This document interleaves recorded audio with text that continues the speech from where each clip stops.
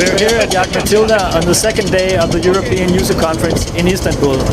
The guests are having fun and enjoying themselves, and tomorrow is the last day of the conference.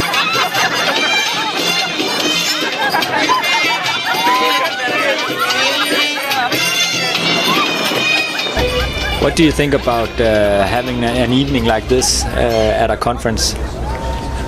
I think it's very good because people can relax, can drink a little, can communicate in some very convenient atmosphere. So to speak maybe not only about business but about some other things.